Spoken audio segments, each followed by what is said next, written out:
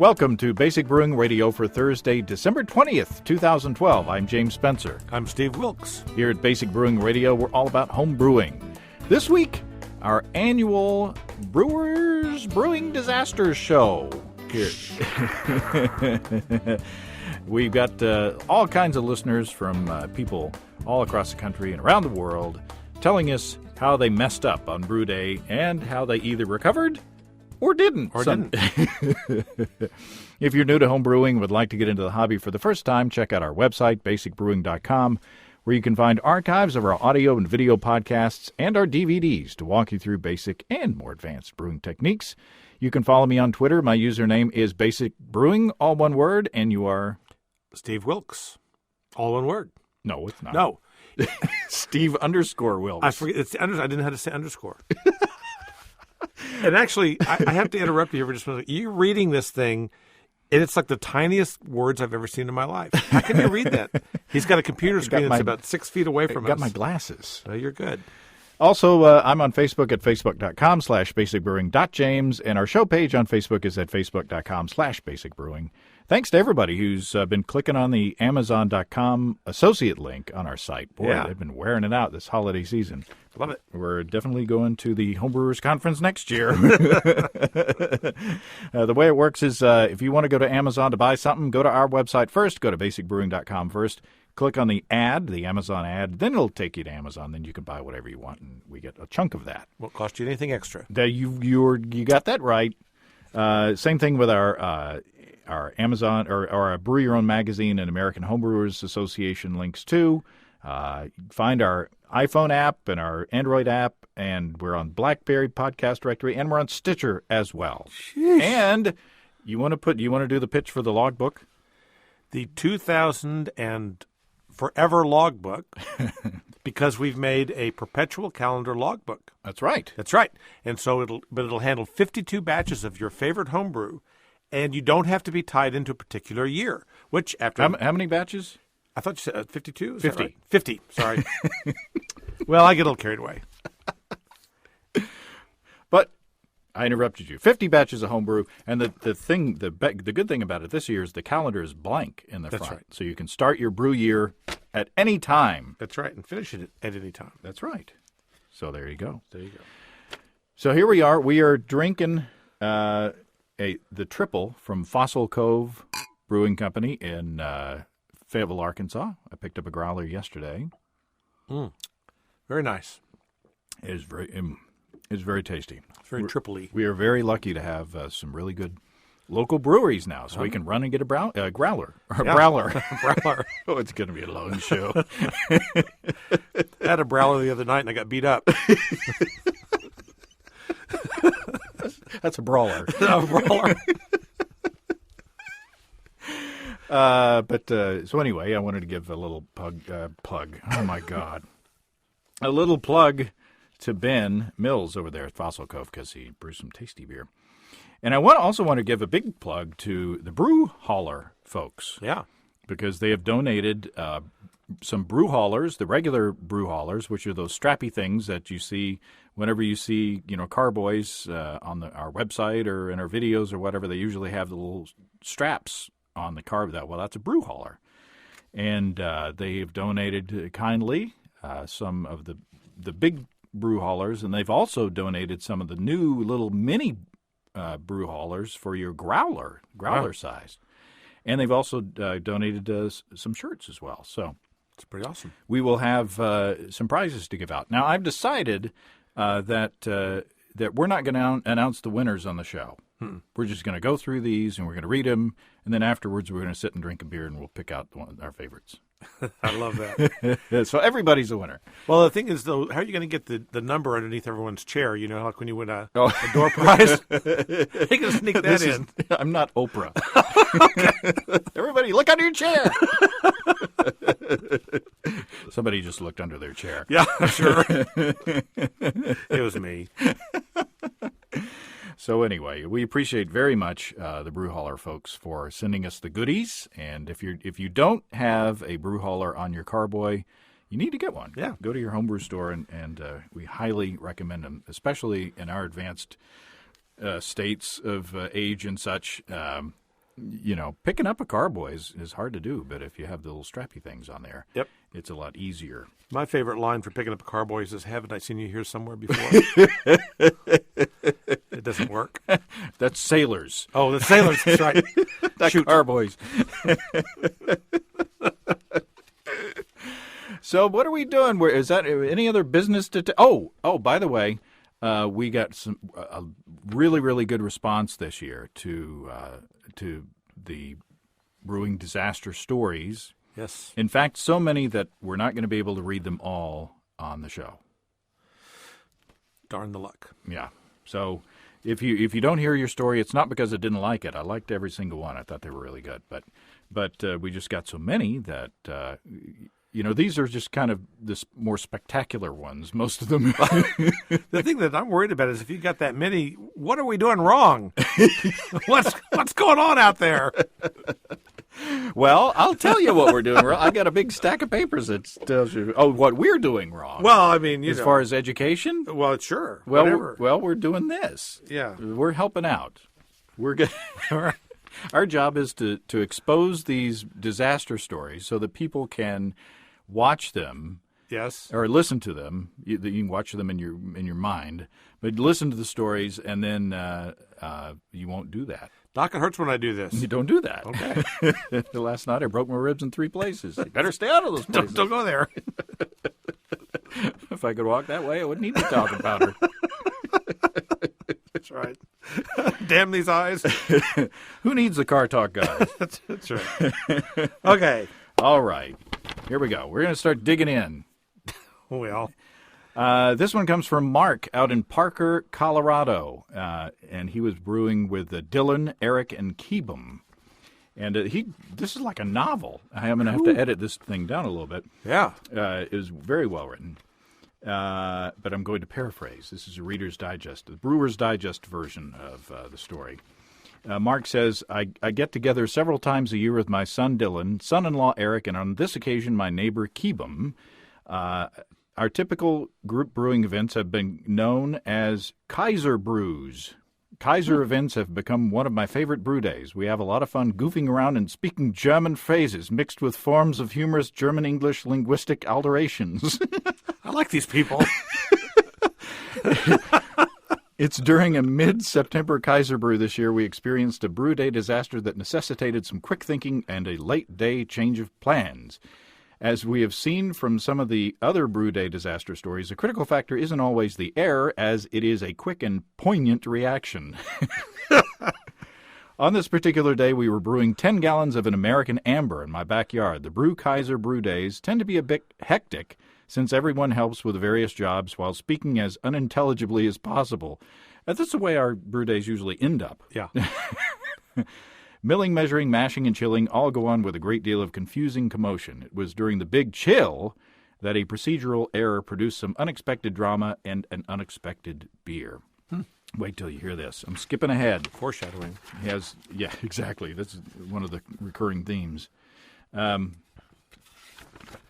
Mark says, after refilling my pint with a fresh glass of homebrew, I was in a Charlie state of mind, i.e. relax, don't worry, have a homebrew, and a deep feeling of accomplishment settled in as I watched the beautiful amber wort for this new Kaiser brew run through the chill lines. But as I began to drink, an unsettling feeling began to surface. Nothing had gone wrong. Something always goes wrong, usually something minor, but this had pretty much been a perfect, chaotic, and fun brew day. As I watched the sinking sun, I focused on the conical. It was already nearly to the 5-gallon mark, and that seemed a bit too soon. Then a sense of dread started in my toes and crept up slowly to my reticular formation. He must be a doctor. Firing the half-pickled neurons in my frontal lobe. Did anyone remember to drain the star sand from the conical before we started filling? I lifted the lid of the conical. Holy fomito, Batman! A white, clean star sand head was rapidly climbing the sides of the conical. So, essentially, they forgot to drain the sanitizer out of the... A little bit of clean beer. Yeah. Well, I'm skipping ahead again. As head Kaiser, I immediately assumed responsibility for the error. I told Eric, I should have been watching. The very same thing happened to me about 6 months ago. "What did you do?" one of the other Kaisers asked. "Well, I noticed it after about a gallon, so I basically dumped it all out the lower valve and restarted the pump." "Sorry," said Eric. "I can't believe I did that." "It's okay," I said. "You didn't get much sleep last night, and we should have caught that. So let's move on. What should we do?" "I think we should sanitize the carboy and finish chilling the rest of the wort." "How much beer do you think we lost?" asked Keeban. "From the looks of it," I responded, "we've got around 5 gallons in the conical now." Eric, how much Star San do you think was in there?" "Well, I don't know exactly, but I'm guessing about a gallon." Ooh. "Do you think it's ruined?" I don't know," I answered, "but one of the guys from Star San spoke to our brew club recently, and the main theme I got was, 'Don't fear the foam.' I mean, I wouldn't recommend drinking Star San straight, but maybe we have enough wort in there that it'll be okay. Besides, James Spencer is always doing these brewing experiments, so maybe this could be our little experiment." We don't do crazy. Well, we do some crazy stuff. Not this crazy. Well, it's pretty crazy.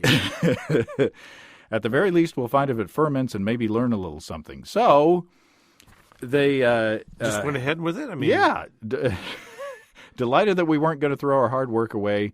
Eric said we should call it Star Samber. Yeah. Since they were brewing an American amber. What's the specific gravity of a Star San? Well, I don't know about Star San, but the original gravity of the American Samber was 1052, while the original gravity of the American amber, because they had enough to rest to split the batch, was 1068. So they got a 1052 beer out of that? Yes. Oh, okay. So, but it's like 4-1 wort to Star San. Well, really, this will be an interesting experiment. So to make a long story short, they took the beer to the Oscar Blues Brewery in Longmont, and they were having a day where they would can homebrew for folks, which is pretty cool. That's really cool. So they canned this stuff, and then they aged it, and they actually drank it. Yeah.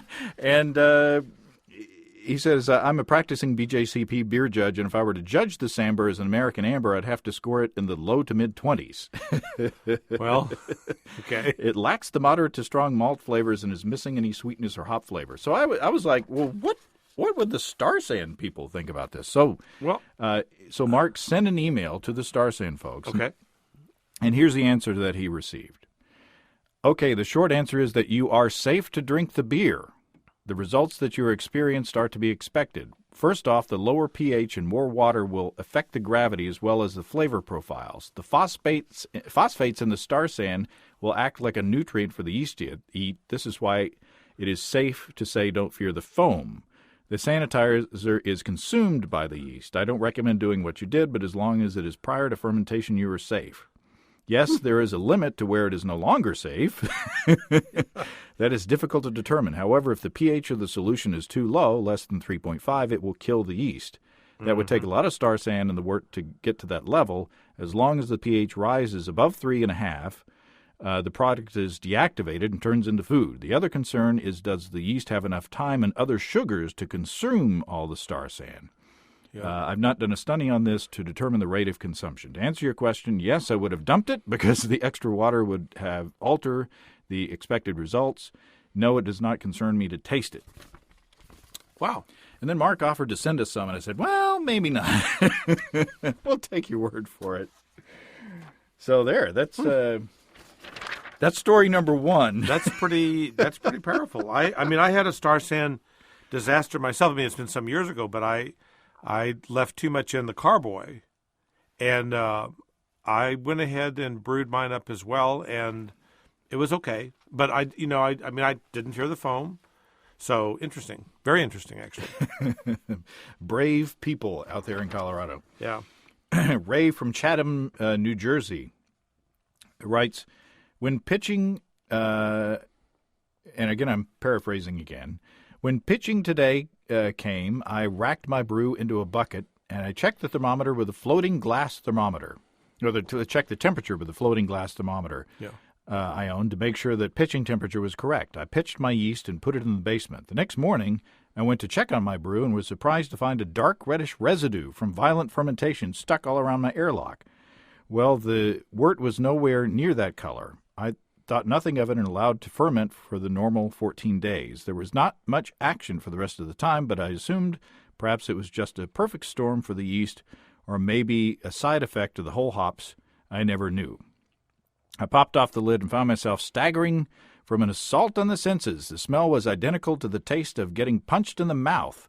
A metallic, rusty, copper-like smell, smell like blood or sucking on a penny, paired with a visual of big, oily, black and red bubbles covered the surface of the ale. Goodness. I racked to the bottling bucket and sampled a little bit. Yuck. The mouth should have listened to the nose. The taste was just as bad, and no hops or malt to speak of. Defeated, I went to clean out my oh-so-nasty fermenter. I filled it with water and dumped down the sink, but was shocked to see to the clacking of something hitting the sink. Upon further inspection, I found a few dozen metal BBs or ball bearings or buckshot that had been in the bottom of the fermenter. What the flock? He thought. F-L-O-C-C. Yes. That's what I always associate those letters with. I studied them closer and tested a magnet on them to ensure they were non-ferrous, lest I be worried about ingesting lead beer. Fortunately, they were steel. Unfortunately, they were not stainless steel. After a lot of trying to figure out if I was going crazy or if the beer had been tampered with, I found the culprit. The floating thermometer has a bubble of glass that is filled with small stainless weights, or apparently not stainless weights, to keep it buoyant and upright. I looked closer at mine to find that it developed a small crack in the glass, large enough for the weights to escape through. Mystery solved, but a beer and an entire summer's worth of hops down the drain. Literally, he was using homegrown hops. That is a disaster. Yeah. I mean, that's too bad. And, well, good to know. And not only you have to worry about the metal, but, glass. There's broken glass in there, and little, really thin glass that you don't. Yeah. I've broken a thermometer in a. Luckily it was just a starter. Yeah, I've broken thermometers one or two in my lifetime, but never in a beer. Never. I mean, like I dropped on the floor or something. Right. Wow. Okay. That's too bad. Gail Ann from San Francisco, California. She brews a lot of 1-gallon batches of beer, and she also experiments with funky beers as well. So she said, I was making this 1-gallon batch of late edition Simcoe and Amarillo IPA, just a little respite from my ongoing sour program. I'd gotten a gift of hops, and I liked doing a non-Brett beer now and then as proof of sanitation. Stunningly, I realized I'd managed to fail to lug one item up from my basement, the Star Sand container. Well, that's not a problem, I thought triumphantly. One of the joys of small containers is I can make up an additional pot of boiling water on another stove burner and heat sanitize instead. No chemicals required. Hey, I could do this all the time with small batches. Foreshadowing. Mm-hmm. I confidently grabbed a funnel and the glass jug, my mini fermenter. As I poured boiling water into the clear glass vessel sitting on the counter, somewhere in the back of my mind I was daydreaming about different kinds of glass. Let's see, you can put hot tea into a regular glass mug, but you have to use, what is that, borosilicate glass? Is that what it's called? Probably made from borax ore, like the 20 mule teams hauled from mines in Death Valley back in the day. I have some examples in the house. There's my... By the time I came to the conclusion that it might not be a reasonable plan to blithely pour a volume of boiling water into a cheap glass apple juice jug, the jug had filled up to just below its glass finger loop handle. I stepped back, unsure of what to do next. Should I be concerned? I could carefully place the jug of hot water in the sink to contain any broken glass if there was a problem, but my wort was currently using the sink to cool down. Perhaps I could just relax, carry the jug to the bathtub, and set it gently there in case it was going to shatter. I stepped forward, reaching out to slide my finger into the glass finger loop handle. Ah! At that moment, the glass jug split cleanly along the surface of the hot water with a little pop. Wow. I jumped back. I was so relieved I had hesitated and was not walking to the bathtub with my finger hooked into that little handle when it split, potentially dropping a glass vessel of near boiling water on my sandal-clad feet. So essentially, the thing, it broke at the water line, and then, So she says, now I'm a Star Sand fetishist with multiple containers of dilute solution around the house and basement. I have a bottle of Iota 4 as a backup plan. I also wear shoes instead of sandals when I brew. Yeah. Good idea. I wish I said you should have taken a picture. I would have liked to see that. Yeah. So no boiling water. You see, the thick glass doesn't do well with hot water, the boiling water. That's why your carboys, on the bottom it says no boiling water. You'd think that thin glass would be more fragile and would break more easily. But if you think of coffee pots or the carafes, under those drip thingies, it's thin glass. Yeah. That's your little science content for you. Michael Michael didn't say where he's from. Should we just make up places? Saskatoon. Michael from Saskatoon. Saskatoon. It says, about 3 or 4 years ago, I was brewing an imperial wheat beer with a couple friends of mine for one of my friends' wedding. As luck would have it, even with 2 pounds of rice hulls, I was left with a set mash during lautering. After 4 hours of straining my pump to its limits, we had collected 12.5 gallons of wort and proceeded to boil. Everything went well until it was time to add the first addition of hops. The kettle literally exploded with wort, hops, and brake material all over the place for no apparent reason. We surmised that the foam over occurred due to the hops, possibly either breaking the surface tension or covering the hard boil, thus allowing for a gas cavitation bubble to form. At any rate, we carried on, beers in hand, until it was time to shut down and begin cooling. We lifted the keggle up to a stainless steel bench from my floor burner, and even though we were wearing 1/4-inch thick welding gloves, we got burned pretty badly, enough to make for 2nd to 3rd degree burns. Jamie, Christmas. After that, everything proceeded as planned, and 10 gallons of 1125 OG wort, was collected, and we pitched in the 6 packages of rehydrated USO5 yeast. Terminal gravity was a nice 1010, and the resulting beer was enjoyed by all, especially the bride. The lesson learned here taught me to make safety a key integral part of my brewing requiem. I now have a 2-tiered brewing system with a Herms hot wort heat exchanger made from adapting my old copper immersion chiller to do a new function. Also, pressurized quick disconnects made for a quick and easy way to channel hot liquor and wort without unwarranted incident. So the lesson is, if you mess up, buy more expensive stuff. It's but we've had experience with boilovers. Oh yeah, and handling hot things. Well, yeah. I mean, I definitely handling hot things, of course. I mean, do that all the time. What do you think I am? But also wild things. But have some more beer. The boilovers are really, I haven't had one of those in a long time, but you just need 1 or 2 in your life. Yeah. And then you learn. That's plenty. Yeah, that's all you need. Bruce and Andy from Eureka Springs, Arkansas. Yeah. This past summer, my son and I were in the middle of a long brew day. We were out in the driveway, had just sparged, and were going to start the boil on our 3rd brew of the day. Woo. When my son suddenly noticed that everything was covered by teeny tiny gnats. I must admit that my 60-plus-year-old eyes are not quite what they once were. Boy, I can identify. Yeah. But sure enough, once I started looking very, very closely, he was right. It looked like everything was carpeted with those tiny little buggers. A veritable swarm had descended on us, and they were crawling on everything in sight. I remember yelling, "Sanitization!" or something like that began with S.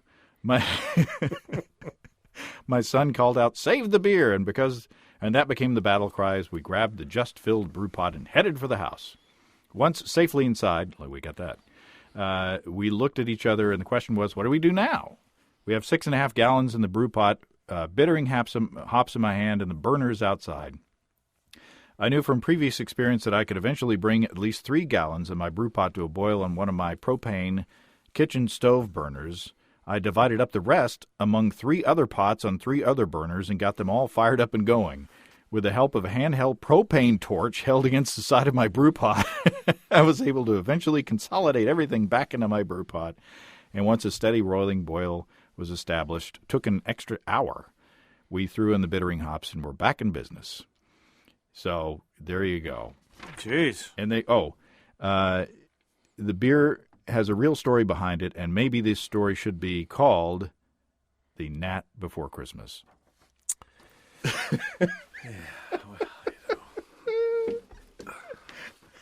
thought that was good. That before Christmas. Jeez.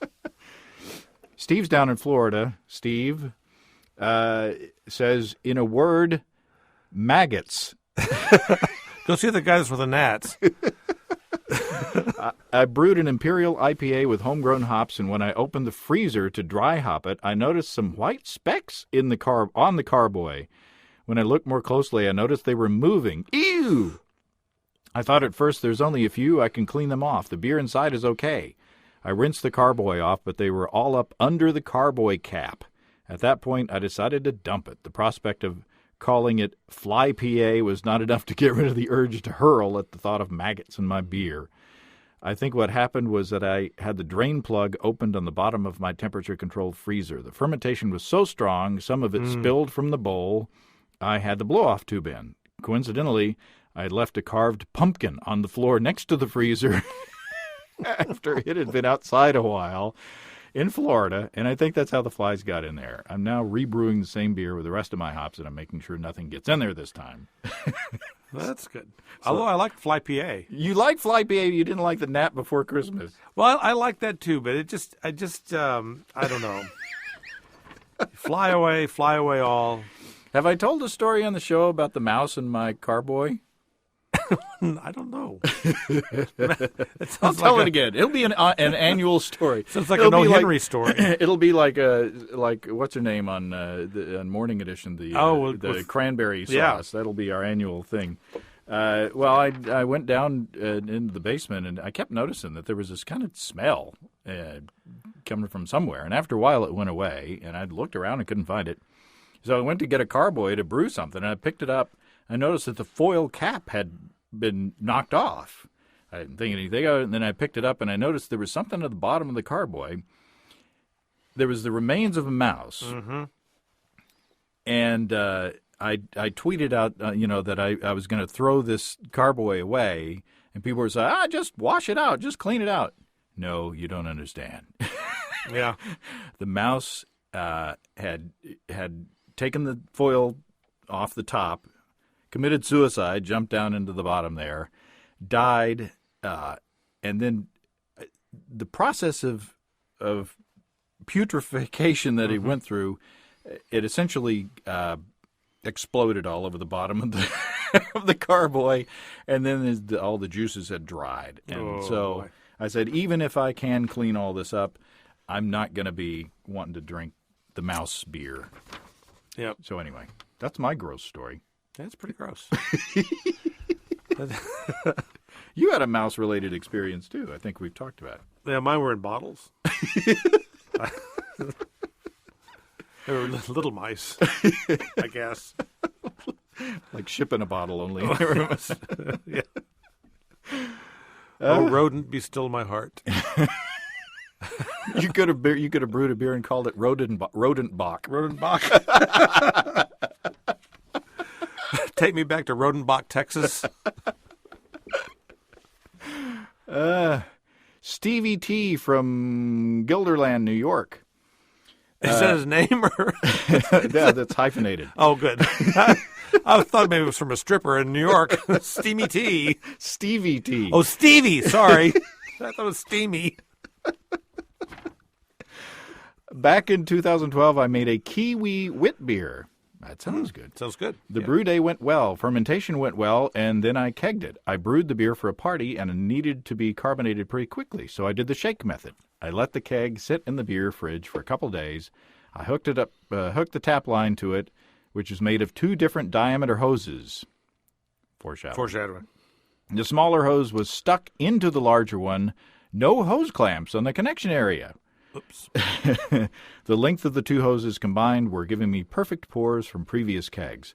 I tasted the beer, and it wasn't carbonated to where I wanted it to be. I closed the fridge and went back upstairs. About 30 minutes later, I went back down into the basement to grab a different beer. Halfway down the stairs, I started to smell a kiwi scent. And this is not the animal. This is the fruit, I'm assuming. Yeah, let's hope. There was a small puddle of beer around the fridge, and inside it, beer was all over, and about 3 gallons were in the pull-out drawer. Since I forgot to take the tap line off the keg, the high pressure from the CO2 tank caused the 2 hoses to come apart. It emptied the entire keg and also my entirely newly filled CO2 tank. I was pretty bummed out, and many bad words were yelled. After it was all cleaned up, my dad and I had a good laugh about it, and I brewed it again a few days later. So there you go. As long as you have an opportunity to laugh with your dad, That's right. it's good. Everything's good. Yep. We emptied one of my CO2 tanks at when we were bottling that beer with Paul the other day. The That's lager. right, we did. There was a seal that was wrong on the A little O-ring or something. yeah. Luckily, I had one of those little, cartridge things. Yeah, those are handy. Maybe they can sponsor next year's show along with Brewholler. Ben from Dunsmuir, California. I'm from Arkansas.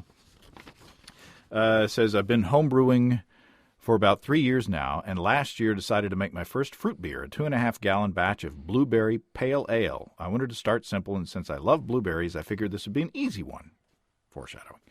Going off the wisdom from your podcasts, as well as Mike Tonsmeyer's Mad Fermentationist blog, I went with freezing the blueberries and putting them into the fermenter during secondary. Much to my chagrin, a week later, there was a bit of a pellicle on the beer. Now, if you're new to funky beers, that's when the top of the thing gets kind of dusty. Yep. And not hairy, but, it's just something going on in there. There must have been some unwanted bacteria on or in the blueberries that snuck into the beer. Drat. Having made several sour beers, bacteria-laden ales, previously I wasn't too distressed. While, yes, I was looking for a clean ale, I decided to make the most of it and poured in the dregs of some of my favorite sours. Russian River Sanctification, lots of Brett, Lacto, and PDO, a few other commercial sours as well as some sour trube from Alembic I'd racked around then. Wow. About a month later, there was a sizable pellicle. I'm talking thick.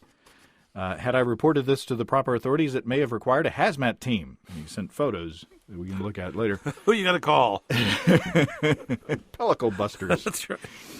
So I bottled a single 12-ounce bottle just to see what I had created. 2 weeks later, I had a taste of it, and it tasted like an infected, watered-down blueberry juice. It was disgusting.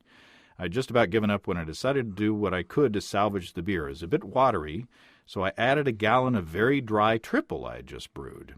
Also, the blueberry flavor was a bit too strong, so in my crazy mind, I figured adding another fruit might balance it out. So I added a gallon of an orange pale ale I'd recently brewed as well. I can see you cringing. How can he do that? I can see you cringing, and yes, nowhere along the way did I think I could salvage this beer. I did, however, take copious notes, and I figured I'd at least learn a thing or two along the way. Plus, I've never dumped a batch of beer, and I really wanted to keep it that way.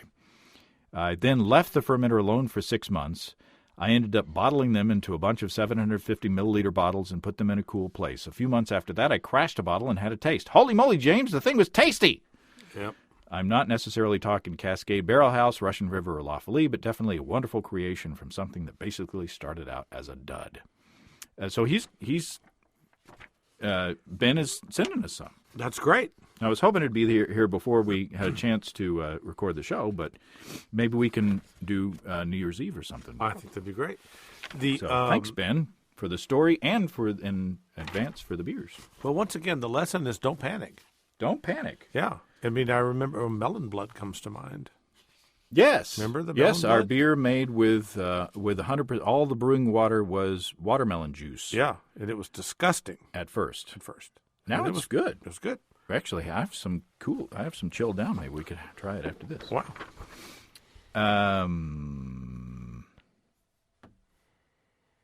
Eric writes, and Philly. He's Eric from Philadelphia. My most recent brew day, I was brewing up a 10-gallon batch of my Amarillo wheat beer. Yep. This is a standard in the house and should have gone off without a hitch. Sadly, it did not. Finally got cold up here in Philly, and I didn't recall to preheat my tun. Summer brewing tricked me, so I had to pump the strike water back to my hot liquor tank and reheat.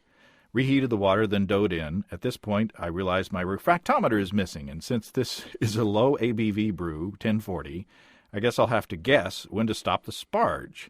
Start sparging, and then it sticks. Turns out the washer that is used as part of my Blickman false bottom was lost at some point, and now I have grain below the false bottom. And we all know how painful that can be. I'm telling you. I used to have a plastic false bottom, and that happened a lot. Metamucil. Good for that.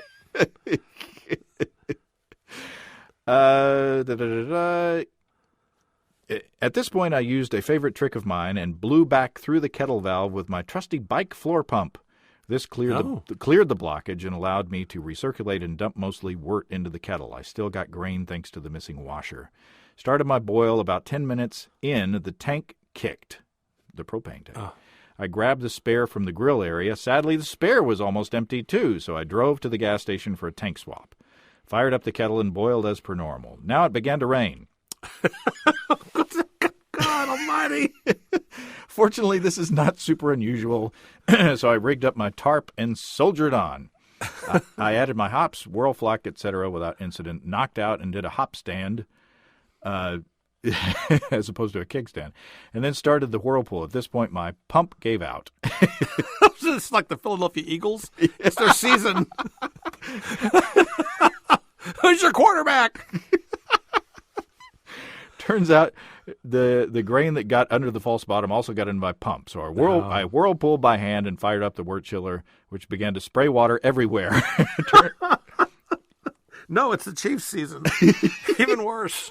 Turns out the compression fitting had come loose, so I tightened that up and covered the fitting with a towel and resumed chilling. Finally, I gravity drained into my fermenters. The brew day was complete at least 7 or 8 hours after I had started. I was burnt, bruised, and partially frozen at the end of it all. The moral of this story, buy spare washers. I now own 20 316 stainless washers that fit the false bottom. And the loose bottom, that's a different story. That's completely. Equiopectate for that. Hope you enjoy my suffering, Eric. That's a great story. P.S. The beer turned out surprisingly normal despite having boiled the grain that got pumped into the kettle from the mash. Accidental decoction, anyone? Yeah. So, yeah. Stuck sparge, rain. I had a similar thing happen to me this year with an extract brew. It wasn't exactly a stuck sparge with an extract brew. That's hard to do. Yeah, you're working hard at that. No, so I was doing the experiment. I was doing the no chill experiment. Yeah. And so I had my big kegel thing, my converted keg into the kettle thing out there, and I'd fitted it with a new braided hose thing. Okay, yeah. For the outlet. Yeah. And which I had tested the day before with water. But this was a 10-gallon extract batch, 12 pounds of light dry malt extract, and then a whole bunch of hops, boiled for only 15 minutes. And, of course, the hops clogged up the filter. Yep. I got like... It's like antibodies on Raquel Welch.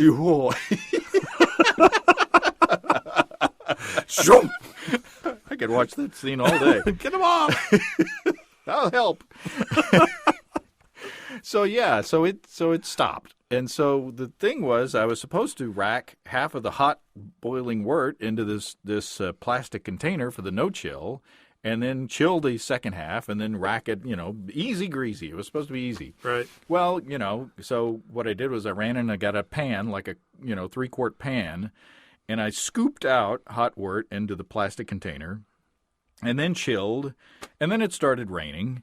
Thunderstorm came up and the wind and all that. And so I got my 15-year-old son to help me pick up the kegel. And then my bright idea was going to pour it into a funnel into the carboy. Mm-hmm. Well, it turns out that kegels are not designed to pour from the top. So we got wort on our shoes, on the patio, everywhere. And luckily for us, it did rain and washed everything off afterwards. So anyway, that's my story. And you're sticking to it. And I stuck to the carboy as well. And the ground. And the ground. And carpet later. And...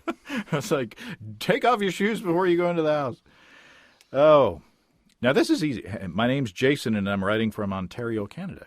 There you go. Yeah. Got it. You got that in there. I was brewing a vanilla cream ale that I'd chosen at random from a friend's recipe book because I had all the ingredients on hand. I just purchased a used 6.5-gallon fermenter at a garage sale a few weekends before and was planning on using it as my primary fermenter so I would have more room for foam expansion, having learned that unwatched fermentation can be messy and another smaller disaster. We started our mash, and that's probably the last time we used math or reason that night. A few friends came over to check out the process, and we may have gotten a little carried away. We sparged and started our boil, and during the boil, there was a very large amount of trub in the kettle. So when it came time to cool and rack to the fermenter, I avoided as much as I could and left some wort in the kettle. What was supposed to be my 5-gallon batch looked a little small on the carboy, but I figured out it was just an illusion due to the larger capacity. We hit our temp and pitched, and for everyone there learning that night, nothing went wrong.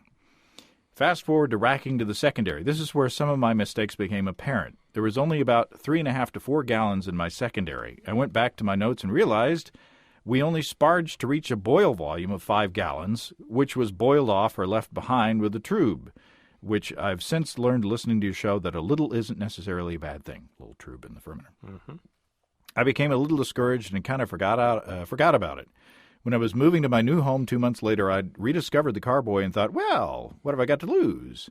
I was on the fence about having less good beer or boiling water and topping up after fermentation and having more beer. Let's just say I made the wrong decision. I racked my beer into the bottling bucket with my priming sugars and my top-up water and was set to bottle when I was called away. When I returned, I was fearful of stirring my beer and introducing oxygen, so I just bottled as normal and thought nothing of it. So fast forward again to 3 weeks later. Can you guess? Yeah, I think. What's your guess? Well, I'm going to guess and say that some of the bottles are really strong beer and some of the bottles are pretty much water. I grabbed a 12-pack from my cellar and gave it a taste. Upon opening the first bottle, the carbonation was through the roof. Not a bottle bomb, but very heavily carbed. The beer tasted just fine. I was amazed at how many things could go wrong, and you could still produce a halfway decent beer. However, I had to call off my celebration parade when it came time to open the second, third, and fourth 12-pack. No carbonation whatsoever. It tasted like a watered-down hydrometer sample. Looking back, I'm thinking all the sugars settled at the bottom of my bottling bucket, in my absence, and were drawn into the first few bottles. It's been 3 or 4 months now, and I test them every now and then, but the ones that have carbed up over time are still very weak-bodied from my water addition. So between a low-volume sparge/boil, unfamiliarity with my new equipment, poor decisions, and bad timing, yes, you can make a bad beer. You hit it. You got it. Well, good job. Yeah, he just needed to, when he came back, he just should have stirred. That's right. Not vigorously to introduce oxygen right. at that point, but... And I think that, oxidation's a bad thing. I'm not trumpeting oxidation, but right. The greater sin here was not thoroughly incorporating all your ingredients. Right. And so I would rather have a little bit of oxidation, knowing that I've got a beer I'm going to drink quickly. Unless you're gonna save that thing back in a wine rack or some kind, for a long time. It'll come up. It'll be a fresh beer. You'll drink it. You'll have a big party. The oxidation won't have time to affect it. That's my theory. Just drink better beer first. That's right. Yes, exactly. Yeah. Drink better beer first. It'll be on my gravestone. And I told you I was sick. Yeah. Don't lance that. That'll be the... Okay, enough grave jokes. My name is Andrew, and I'm from Norfolk, Virginia. Ah. That's how you pronounce that, right? I'm not from there. Whereas I did not necessarily have a brewing disaster, I had more so a bottling disaster. Over the course of 6 months, I had nearly half of my batches repeatedly come out uncarbonated, no matter how long I let them age. I figured it could be a result of using fruits, vegetables, or poor sanitation or temperature. However, over the same 6 months, I had many batches come out perfect. After finally hitting my breaking point, I decided to give up and am going to finally get my Cornelius keg ready to go. I got my kegerator up and running and then began an attempt to salvage a Sriracha Ace Pale Ale that had failed to carbonate. As I'm pouring the bottles into the corny, I began to notice that the majority, which had lime green caps, were completely uncarbonated, but a handful of gold caps were carbonated perfectly. I told my girlfriend that I could predict which bottles would be carbed correctly and which wouldn't. Now, that's a party trick. Yeah. She watched as I correctly called about 10 bottles. The lime green bottles didn't work right. I called the website I purchased them from and spoke with an extremely helpful customer representative. The same company I purchased the bottle caps from also owns a website called brewcaps.com, which makes bottle caps just for brewing. Oh, the original one was bottlecapco.com. The site I ordered from makes their caps just for arts and crafts. So I essentially bottled 5 batches with caps that didn't work and had an extra few hundred just lying around. Make sure you order caps that include a liner. I didn't know there was such a thing. Me neither. So you can get bottle caps without a liner for arts and crafts. I have a look of dismay on my face. Who knew? Incredulity. And why would you not even want one with a liner for art? I mean, what would you bottle that you wouldn't want it to be bottled? Well, maybe you glue them on your, macaroni sculpture. Okay, well, yeah. I mean, that's I don't know. Yeah, kind of a National Endowment for the Arts thing there. Maybe you have some decoupage. I had some the other night. That's good for the loose bottom, too. Yeah, the decoupage. Yeah, I like that kind of pizza. You get the decoupage with mushroom, It's good. Okay, this is from Ryan. Yeah. And I don't think Ryan said where he's from. So where is he from? He's from Saskatchewan. He's from Milwaukee. Ryan says, my friend and I decided to take on a 20-gallon brew session, each of us brewing 10 gallons on our systems. My friend was doing a triple decocted German Pilsner. Oh, my God. Ooh. And I was brewing a simple American Pale Ale. I'm sure you... Who got the better deal out of that? Better into that deal. I'm sure you all realize how time-consuming it is to successfully complete a triple decoction. Yes, we do. Yeah, I do. 20 gallons in one day is a great idea. One of them being a decoction is a terrible idea. Doing it when you're hosting a Christmas party is a bad idea. Doing it when you're hosting a Christmas party with a toddler running around with a screaming infant and a wife going crazy is an utter disaster. Not only did the decoction wind up taking an enormous amount of effort, it resulted in a stuck sparge. By the time the party ended, sometime after midnight, we had collected the entire volume for boil and decided to seal it up and boil it the next day. So it's a no-chill. That's right. It's a no-boil. It's a no-boil. So guess who was tasked with picking up his rig and taking all of our wort to boil? That would be yours truly. It wound up being a pretty tasty beer, but what a nightmare that day was. Wow. There you go. Ryan up in Saskatchewan, Milwaukee. Say yeah. It's Northland. Yeah. You did kind of, was that a Maine thing you just did? I don't know. Yeah. Okay. This is from Steve. Does Steve not say where he's from either? I guess not. He's from Colorado. Okay. Well, there you go. Probably a good bet. Now, this is a story of doing 10 single hop batches in one day. In one day. After doing a 5 and 10 gallon single wort / single hop split batches to compare hops, I decided to gather all the C hops for a massive single wort, single hop batch. I collected everything that started with a C, even European varieties: Calypso, Cascade, Celia, Centennial, Challenger, Chinook, Citric, Cluster, Columbus, and Crystal. Wow. I devised an APA recipe using dry malt extract to help overcome the capacity of my mash tun, gathered equipment from friends, and enlisted only one of them for help. Okay, so this is written as a chronology. Day before, measured all the hops, 60, 20, 5, 0, and dry hop additions, and weighed all the grain, 34 pounds. Man. Brew day, 6 a.m. Drill quit working. Started grinding the rest of the malt by hand. 7 a.m. Friend arrives. 10 batches? 10? Got coffee? Aspirin? 8 a.m. Need another mash tun. Quick, run to Home Depot for parts. 9 a.m. Ran out of propane on one of the 4 burners. Bought extras. 10 a.m. Hit mash temp on the nose in both tuns. That's a good thing. 11 a.m. Runoff looks good so far. 12 a.m. Well, that's 12 p.m. actually. Noon. Uh-oh. Where the hell did I put all 36 gallons of this wort? 12:30. Arrived back home with new 45-gallon trash can. 1 p.m. Added dry malt extract. Oops, it clumped up in the trash can. Sieved it out and did a quick boil. Oops, melted the rim of the new trash can, pouring the DME back in. 2 p.m.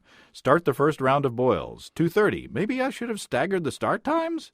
5 p.m. Decide to milk another 5-gallon batch out of all that grain. 9 p.m.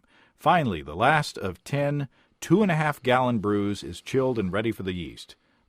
I only have 8 dry yeast packets. 10 p.m. Final 5-gallon batch chilled and ready for its meager portion of yeast. 11 p.m. Friend leaves with this. Heh, bottling day is going to be another good one. Wow. He said bottling day was another good one indeed. 14 hours of cleaning and sanitizing and racking and priming and bottling and labeling and storing alone. That's epic. That's just epic. I can't even. It's just like, I don't know. It's a marathon. Now he's challenged to say his last name. His last name is spelled Faurot. How would you say that? Let me read it. It's only one word. I know. It takes so long. Well, I'm a slow reader. Farot. Farot? Yeah. I would say Farot. Well, just because I'm fancy. Yeah, got a little French thing going there. Kind of an Anglo-Saxon myself. Well, thank you, Steve. Oh, this one, I'm going to move this closer to the, because I think he's Andrew has a story here. Wake up, computer. While you're doing that, I need a. Okay, why don't you freshen your beer? I need to freshen my beer, and I'll get this started. And we're back. This comes from Andrew. Not sure where's Andrew from? He's from Cleveland. I don't know. We don't know where he's from. He's not from Saskatoon. He used to be. Okay, now we've got my computer here. Andrew has made a video. Oh, says heard you call for letters describing brewing disasters. I thought you'd get a kick out of the little one I videotaped. A few years ago, after I just learned to brew myself, I tried to record parts of my brew day in order to teach my brother in California. So he's not in California. Certain parts of my process were disasters waiting to happen. I'll just let the video speak for itself. I'm sure you'll get a kick out of it. We'll mention that now I have a half-barrel all-electric brewery with a plate chiller instead of that nutty pool noodle contraption you see in the video. So, okay. All right. Now, what we're going to have to do, we're going to have to narrate this. We're going to watch the video. And narrate it. As it's good. And I'll see if I can put this on our Facebook page. Yes, do. And you'll do play-by-play and I'll do color. Okay. All right. Now, here we go. Here we go. All right. The video is titled on YouTube, Using Pool as Brewing Chiller. Okay. Yeah. Are you ready? I'm ready. I'm interested to see what you think about this. Okay. Right. Okay. Just about done chilling a wort here. Now, Andrew. Oh, this really is a pool. Going on here. We have the wort chiller, flowing water. So there's water flowing out right there. So Andrew is describing his process. He's got a pool noodle, one of those, floaty things, wrapped up in duct tape around his brew pot, which is floating inside the pool noodle. This is a swimming pool. A swimming pool. Yeah. And so the kettle is floating in the pool with the pool noodle wrapped around it, and he's got the wort chiller immersion chiller going through, and the outflow is also in the pool, which is ingenious. This is innovative. Okay, now little plumber butt going there. Now we cut to see we've got the carboy, a 5-gallon carboy, with a funnel in it, and then he's taken the pool noodle. He's going to take. He says he's got it down to 80 degrees Fahrenheit. Now he's trying to pull the pool noodle off of the kettle. Okay, now that worked okay. Yeah. Now he's going to pour this, what is that, a 40-quart kettle? It's a big kettle. Pouring it, and up comes the Here's the dog. Here Here's comes the dog. the dog. Now, some of the wort is getting in the funnel. Actually, most of the wort. Oh, look out! There's a spill. Yeah, but it's good he's outside. Now the dog is licking the immersion chiller. Well, that's okay. Dogs don't have germs like we do. And Andrew is wondering why. He's wondering why why the thing isn't filling up like it should be, and maybe he should wonder why his feet are getting wet. And now the dog is licking the carboy. Okay, so now he's got the thing down. Now he's getting most of the work going in the carboy there, and now we're in fast motion. So he's filling it up. Everything looks pretty good so far. Yeah, it's working all right. But what do you notice about this? I think I've experienced this. Would you describe that? There's a little more wort than will fit in the air it goes. It's okay. Now the dog is licking the top of the carboy, the actual mouth. Looks like a German short hair. That's a little too much. Yeah. Now Andrew, he's saying maybe I should have boiled that a little bit more. Yeah, barley, get his name. Now wait, I want to pause this for just a second. If you look at it, the wort is all the way up to that's topped up already to where the carboy curves in up on the way up to the mouth. And now he walks in with how much starter would you say that is? It looks like I can't see it now, but that's like the biggest Erlenmeyer flask I've ever seen in my entire life. It's about a quart at least. That's at least 2 liters of starter that he's going to try to put. Yeah. He's going to put, 10 pounds of grain in a 5-pound bag. I've done that. Now he's standing perplexed, staring at the. He's saying it's got too much in it. You got to get some of that out of there, dude.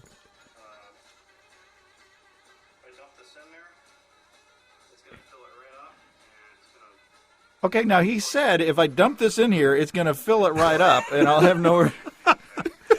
I predict he's going to do it anyway. There he goes. Yep. I love it. It wasn't okay. So now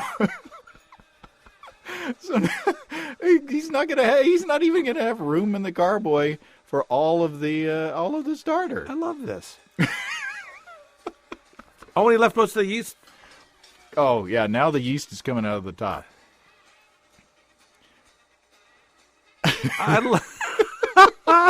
No, he takes the funnel out, and it's completely full. It's like full all the way to the top.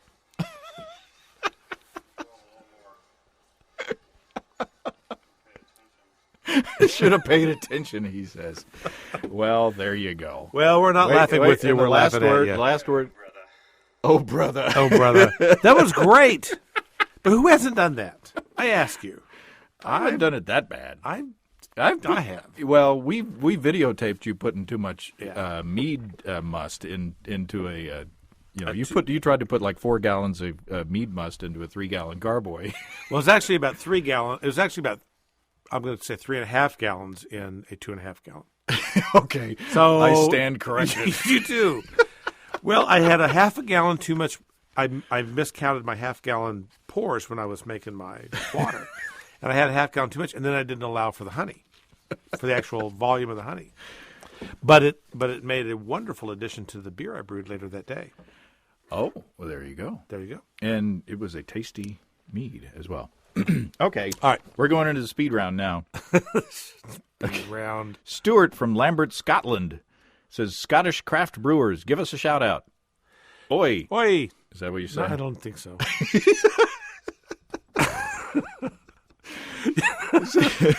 Here are my most recent brewing disasters. Number 1, brew in a bag and also use I brew in a bag and also use hop bags, so I no longer need my perforated copper tube hop stopper that attaches to the tap in my electric boiler. I started using the copper hop stopper as a weight to keep the hop bag from flapping around and also as a source of copper in the boil. I love to say copper hop stopper. It's one of my favorite things to say. I trot that out at holiday parties. I see you've got a copper hop stopper.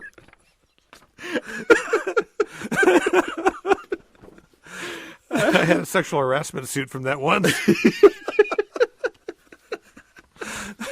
So that's why they have that rule now. That's right. It's on bulletin boards across the country. It's a CHS rule. I haven't been able to find it for my last few brews, and it suddenly dawned on me that I must have dumped the hop stopper along with the spent That's hops what I did. into the dustbin. And he says, "Arse." Arse. It's probably swearing over there, but it's not over here. I'm sure it is. Number 2, I normally use a 25-liter HDPE jerry can type container to chill, but in a recent batch I had a brainwave, and so I thought I'd save time by pitching the near-boiling wort straight into a PET better bottle to cool.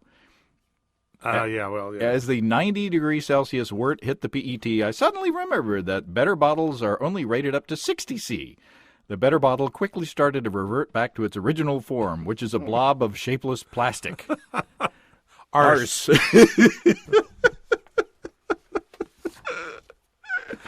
like that. Yeah. Okay. We're going to go over an hour. What the heck? I don't care. It's a disaster. Sam, also, he's in Ireland. Tale for you, your Brewing Disaster show. Feel free to cut it down if I ramble on. He's one of the shorter ones. Yeah. I was working on a 5-gallon batch of all-grain black IPA and trying out a new approach to my brew day using a timer, temperature controller, and electric HLT to preheat my liquor so it would be ready for me to get up early in the morning and mash in. Then head back to bed, sure that I would be woken by my 2-year-old son in time to mash out. This morning, and only this morning, he chose to sleep in like a teenager until 10, and then by the time all the morning rituals were done, the mash had been going for 6 hours. I think this might have caused the solid, unmovable, stuck sparge I suffered. After an hour of trying all the techniques I could think of or find online for unstucking a mash, I had a brainwave. Boy, the other guy had Stuart had a brainwave too. Or no, wait, this is still the same level. My brainwaves amplitude's not as good as they should be. I could simply pour the entire mash into a brew in a bag and dunk sparge this. I carefully fitted the bag inside the boil kettle, lifted the mash tun, and tipped with good aim. My feet started getting hot. The kettle tap was wide open, of course. Yeah. So he was pouring into a kettle. I've done that with a bottling bucket before. I have too. It's like, hey, okay, I've got that rack going. Hey, whoa! Ended up with a 4-gallon boil, but the beer made it. My shoes did not. Excellent. Okay. Jason in Orlando, Florida. Pardon me. You talked about my drive to work here in Orlando is usually timed perfectly when I have Stitcher on the 1.5 times speed setting. It's going to be a little longer today. Yeah. And if he's talking on 1.5 times, okay. I tend to brew around 8:30 Sunday evenings after getting home from our church's evening service. Since I brew partial mash and extract at this point, I'm usually able to get to bed by about 12:30 after everything is cleaned and put away. On a particular evening, I shot too high and decided that I would bottle a batch and brew a batch in the same night, forgetting that bottling itself can take me an hour and a half to get done well. I usually bottle using a siphon and one of those push-pin bottle fillers. This particular batch was a lavender pale ale, and about halfway through, it sucked in one little lavender bud that had survived through at least 2 other siphonings and a racking. When I went to pull the wand out of the bottle, it just kept flowing. And since I usually sit lower than the bucket while I do it, I created a good mess trying to get the wand up high enough to stop the siphon. Not a giant deal, but this was only the first incident of the night. After bottling was complete, I started on an Imperial Blonde Ale that I was very excited about. I am still limited to our kitchen stove, which is a glass top model. That's what I have. And was using my wife's non-pressure canner to boil in. I have since upgraded my cooking system, but the gap between the bottom of the pot and the stovetop always makes heat times take forever. By the time I finished with the specialty grain, heated it, added the light malt extract or liquid malt extract, and got it to boil, it was already 12:45. The boil went off without a hitch. I chilled with the 3 or so gallon boil in an ice bath and siphoned it into the bucket, then added the water, mixed, aerated, and pitched. As I went to grab the bucket lid, I noticed a bag of DME sitting next to it. By this point, I'd unsanitized most of my boiling equipment, and I was panicking a little bit over how I was going to get it into the wort. I'd used the last of my sanitizer that evening, so there was no way to really sanitize whatever I used to scoop whatever amount into another pot to boil it. So I just decided to go for it. If it got ruined, it got ruined. I scooped a quart out and boiled it in a 1-gallon pot. I started to add the dry malt extract, but as soon as it hit the water, it was foam city all over the place. Immediately, it was on the glass top burner and most of the stove, some dripping down onto my already sticky floor. I slowed down, cleaned up a bit, and finally got all the extract dissolved. Fortunately, I still had some ice, and the cooling went quick. I poured it in the bucket, gave it another vigorous stir to add more oxygen to it, and snapped the lid on. At this point, it was 3 a.m. I slid it into my fermentation closet and cleaned and scrubbed and scoured my equipment and kitchen, which took some time. My last task was to take the spent grain and the tube out to the compost bin. As I went to open the sliding glass door to come back in, it wouldn't budge. Somehow I had locked myself out at 4 a.m.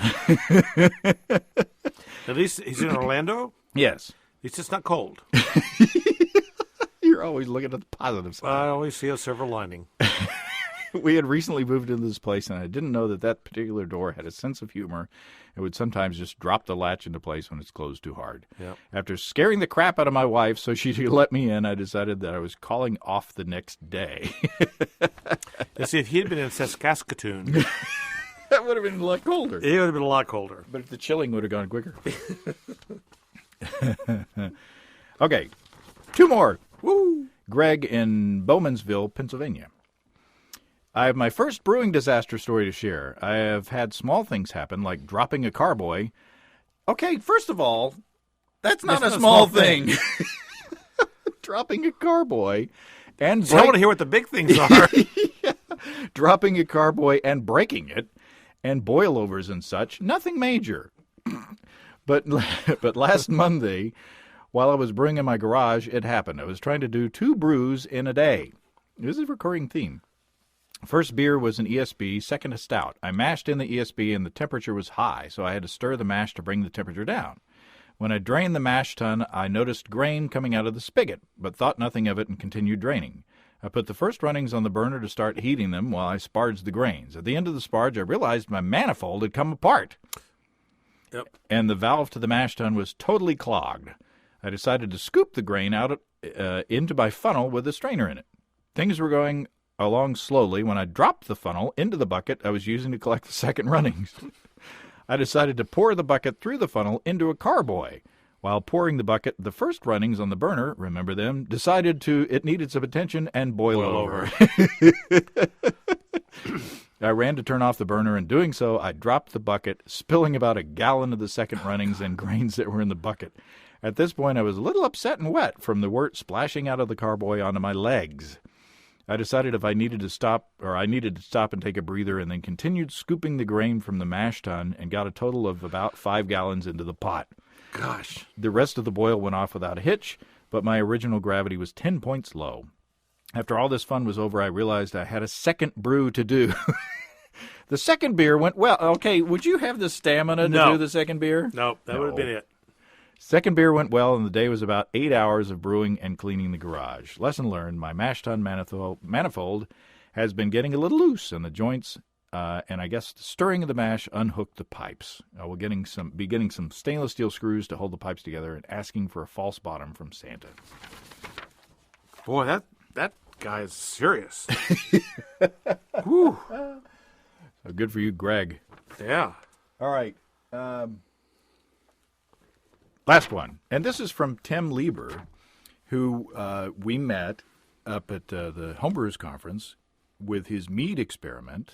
Remember? Yes. Was it raspberry mead that he had? It was so wonderful. Very nice. Coincidentally, the other night, a couple nights ago, I was looking at my beer fridge, and I noticed that I had, we brought 3 bottles back Yeah. one each of that batch, and I shared that with my wife, Well, there you go. and it was very, very good. So thanks, Tim. Thanks, Tim.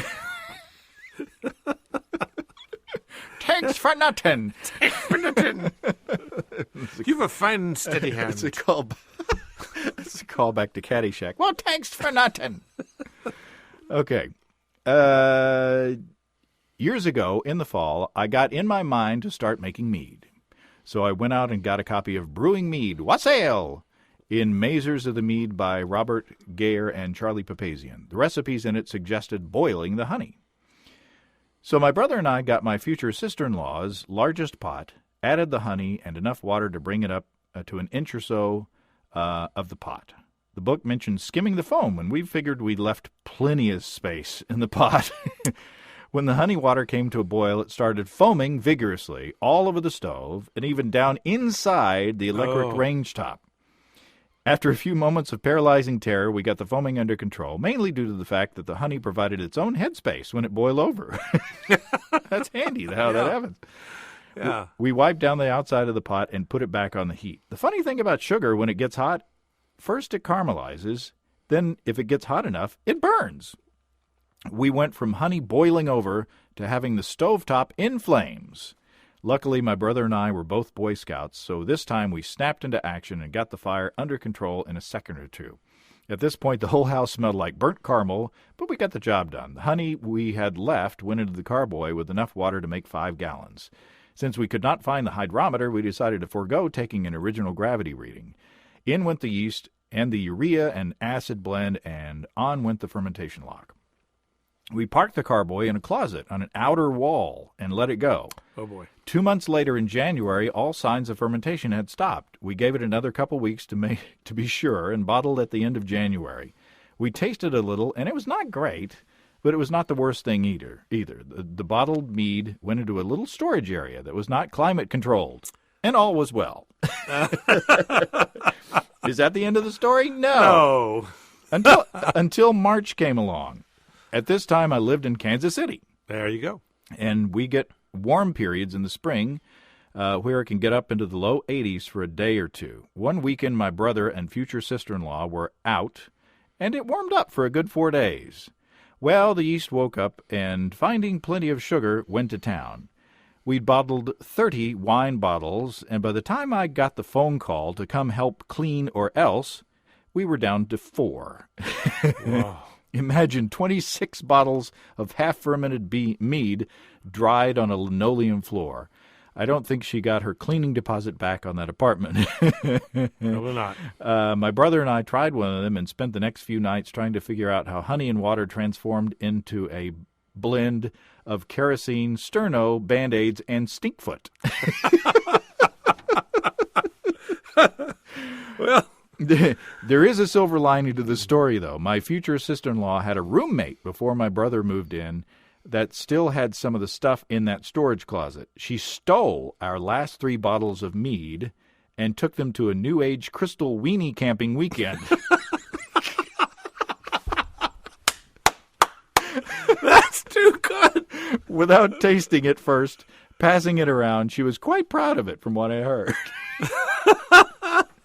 So, would you do your hopper? What is it? Copper hop stopper. Copper hop stopper. You want to take that to the New Age crystal weenie camping weekend? That's like putting an armadillo in your brew bucket. Oh my goodness! Well, there you have it. Well, that was every disaster that you could ever have. Every disaster. Well, Every single one. now you know why I had to trim the number. I thought I trimmed enough, but we still went over. So, thanks to everybody.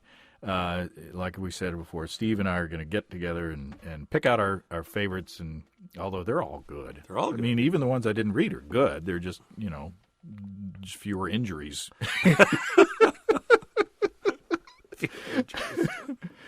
So we'll send you some stuff and thanks once again to the Brew Hauler folks for kicking in the stuff. And if you don't have a Brew Hauler on your carboy, and now your growler with the little mini Brew Hauler thing, you need to get one. Yep.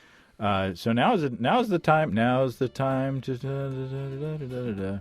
So here's where we say if you have brewing questions, show suggestions, or just want to say howdy, write to james@basicbrewing.com or just fill out the contact form on basicbrewing.com. And please don't forget to tell us where you're from. You can check our DVDs on our site along with our new Brewer's Logbook, and you can see a list of the fine folks across the country who sell our DVDs. And if you click on the Amazon.com link, you'll be helping us out and pick out a couple of things. We're looking at the list of things over the past week that were bought through the link. Oh my gosh, There's just so much. there is. How about My Bread, the Revolutionary No Work, No Need Method, and How to Tell If Your Cat is Plotting to Kill You. Sorry I wasn't facing the microphone. Yeah. And don't forget, it won't cost you an extra penny, and you'll help support the podcast and keep us on the air. That's right. And you could also buy a rubberized snap-on solid hard case with screen protector, case opener, and stylus pen for Samsung Illusion/Galaxy Proclaim i110 version Straight Talk. Ooh. But don't tell anyone. All right. Well, now's the time we get serious and we say thanks to everybody for sticking, not only for sticking with us for an hour and a quarter, but for sticking with us for however long you've been listening. I mean, way back, we still have people listening to us that were started in 2005, which is incredible. And thanks to you, Steve, for sticking with the whole project for so long. And, I think it's a wonderful thing for us to do, and it's our friendship with all of our listeners and viewers. Yeah. And Get more all the time, more friends all the time. Absolutely. So cheers to you. Happy holidays, everybody. And the happiest and most prosperous new year ever next year. And Cheers. enjoy the nap before Christmas. With your fly PA and your floppy stopper hoppy thing And and your hippie weenie. cheers. Oh, I didn't hit record. No, I'm just kidding. I'm just kidding. Boy, that expression.